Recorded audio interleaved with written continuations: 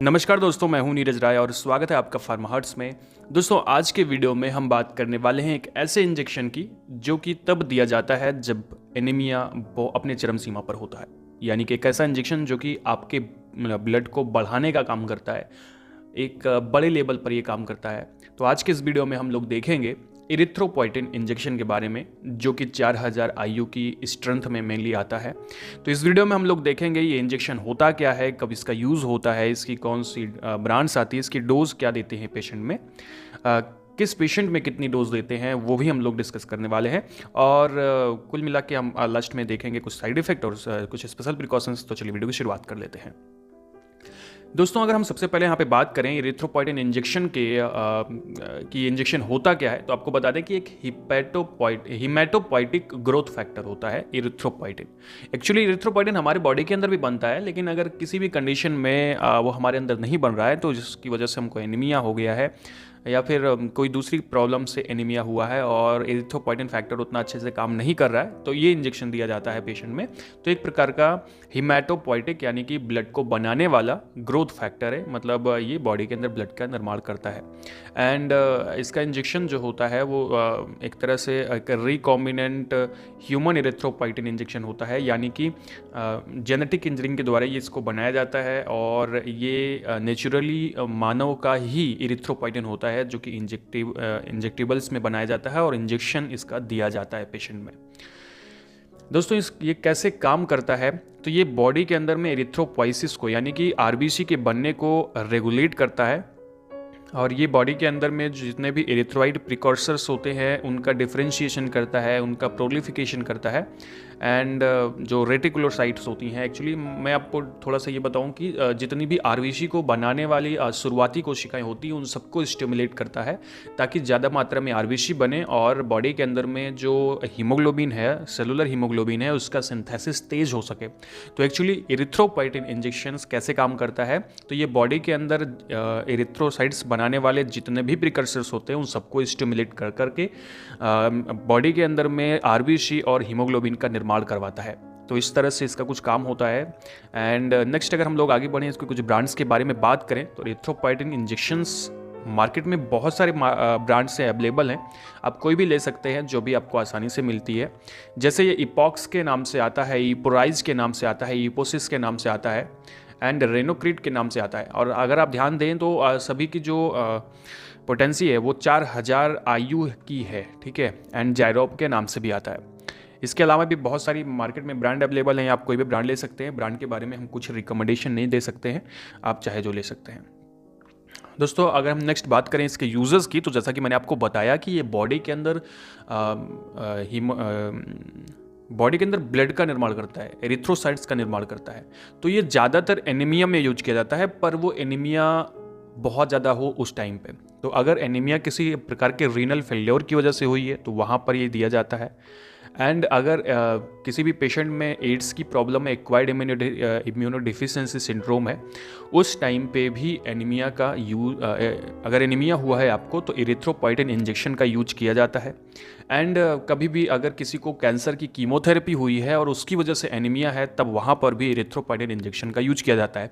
यानी कि इसका यूज तब किया जाता है जब और कोई चांसेस ना हो आपके एनीमिया को सही करने के लिए, तो वहाँ पर हम लोग इरिथ्रोपोइटिन इंजेक्शन का यूज़ करते हैं। दोस्तों, अब इसकी अगर हम डोज की बात करें इरिथ्रोपोइटिन इंजेक्शंस की, तो इसकी जो डोज होती है वो इनिशियली पेशेंट में 25 से 50 आईयू पर केजी बॉडी वेट दिया जाता है और ये आईवी दिया जाता है पेशेंट में, और ये थोड़ा स्लोली दिया जाता है, मतलब आप इसको 1 से 2 मिनट तक इसको दिया जाता है और ये पेशेंट में आईवी दिया जाता है। यहाँ पे थोड़ा सा मिसप्रिंट हुआ है, एक्चुअली अब हो जाता है, उसके लिए थोड़ा सा आप कोऑपरेट करिएगा।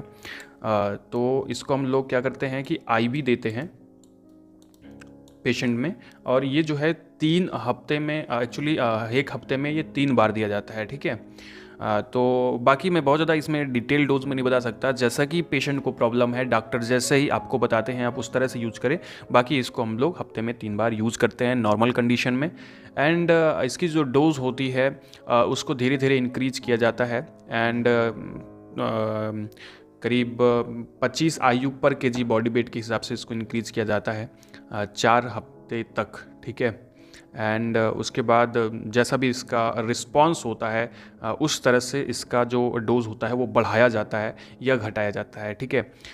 तो बाकी वो चीज़ जब जो आपकी थेरेपी कर रहा है उसके ऊपर डिपेंड करता है कि आपका जो डोज़ है वो कैसे बढ़ाया जाएगा, उसको बताया नहीं जा सकता है, ठीक है। तो कोशिश करें कि आपको अगर ये इंजेक्शन लेना है तो डॉक्टर के संपर्क में ही रहें और डॉक्टर के संपर्क से ही आपको सारा काम करना है। दोस्तों इसकी जो मैक्सिमम डोज होती है, मैं अब एक चीज़ एक्चुअली बता दूं कि जो डोज़ हमें हफ्ते भर मेंटेन करनी होती है वो 100 से लेकर के 300 IU पर केजी बॉडी वेट के हिसाब से होती है, जो कि 2 से 3 इंजेक्शंस में दी जाती है। यानी कि हफ्ते भर में इससे ज़्यादा डोज आपको नहीं लेनी होती है, इतनी मेंटेन करके रखनी होती है। नेक्स्ट अगर हम लोग बात करें यहाँ पे इरिथ्रोपोएटिन इंजेक्शन के कुछ स्पेशल प्रिकॉशंस की कि कौन कौन सी बातों का आपको ध्यान रखना चाहिए, तो आपको यहाँ पे एक चीज़ ध्यान देना चाहिए। अगर आपको क्रोनिक रीनल फेल्योर है तो उस टाइम पे आप डॉक्टर से आप ज़रूर बताएं, ठीक है। एंड आपको IHD है यानी कि इस्चेमिक हार्ट डिजीज़ है, तो उस टाइम पे भी आपको कुछ प्रिकॉशंस लेने पड़ते हैं, ध्यान देना पड़ता है। हाइपरटेंशन की प्रॉब्लम है तो उस टाइम पे भी आपको प्रिकॉशंस लेने पड़ते हैं, क्योंकि हाइपरटेंशन में ये एरिथ्रोपोएटिन की जो इंजेक्शन है ये आपको कुछ अलग एक्शन दे सकती है। तो अगर आपको ये सब प्रॉब्लम है, पेशेंट को ये सब प्रॉब्लम है, तो आपको ध्यान देना चाहिए। एंड प्रेगनेंसी में ये कॉन्ट्राइंडिकेटेड हो सकता है, साथ में सीजर्स में भी ये कॉन्ट्राइंडिकेटेड हो सकता है। लीवर डिसफंक्शंस अगर है तो एक चीज़ यहाँ पे ध्यान देनी चाहिए, अगर आपको लीवर प्रॉब्लम है, किडनी से संबंधित प्रॉब्लम है, तो इरिथ्रोपोएटिन लेने से पहले अपने डॉक्टर से ज़रूर बताएं।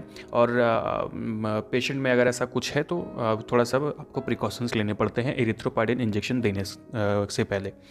लैक्टेशन में भी ये कॉन्ट्राइंडिकेटेड हो सकता है, यानी कि अगर मदर ब्रेस्ट फीडिंग करा रही है बच्चे को तो उसमें ये कॉन्ट्राइंडिकेटेड हो सकता है। तो दोस्तों ये थे कुछ स्पेशल प्रिकॉशंस कि आपको इन सभी चीज़ों में थोड़ा सा ध्यान रखना चाहिए जब भी आप किसी भी पेशेंट को एरिथ्रोपोएटिन इंजेक्शन दे रहे हैं तो उस टाइम पे।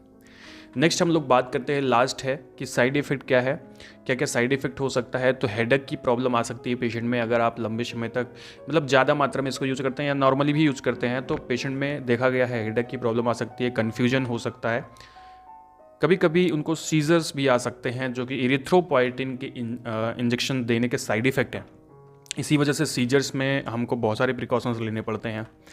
एंड थ्रोम्बोसिस देखने को मिल सकता है, यानी कि ब्लड का थक्का जम सकता है, क्योंकि बॉडी के अंदर बहुत ज़्यादा ब्लड बनता है, तो ऐसा करने पे तो बाद में उसके कुछ साइड इफ़ेक्ट भी देखने को मिल सकते हैं। हाइपरटेंशन की भी प्रॉब्लम हो सकती है इरिथ्रोपोएटिन इंजेक्शन लेने से पहले, और इस वजह से अगर पहले से हाइपरटेंशन है तो आपको कुछ प्रिकॉशंस ध्यान देने होते हैं।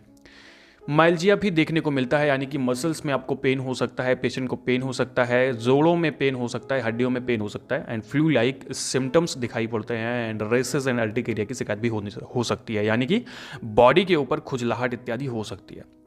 दोस्तों ये था आज का वीडियो जहाँ पे हम लोगों ने बात किया एरिथ्रोपोएटिन इंजेक्शन के बारे में। यहाँ पे आपको कुछ बातों का ध्यान देना है कि आपको ये कभी अपने मन से यूज़ नहीं करना है, जब तक डॉक्टर का प्रिस्क्रिप्शन नहीं आता है तब तक आप इसको आपको यूज़ नहीं करना है। तो ध्यान दें, बिना प्रिस्क्रिप्शन के आप कोई भी मेडिसिन यूज़ ना करें। दोस्तों आज का ये वीडियो था, वीडियो आपको इन्फॉर्मेटिव लगा हो, अच्छा लगा हो तो चैनल को सब्सक्राइब कर दीजिएगा, वीडियो को लाइक कर दीजिएगा और शेयर कर दीजिएगा अपने दोस्तों के साथ। हम इंस्टाग्राम पर जरूर फॉलो करिएगा। पूरा वीडियो देखने के लिए बहुत बहुत धन्यवाद।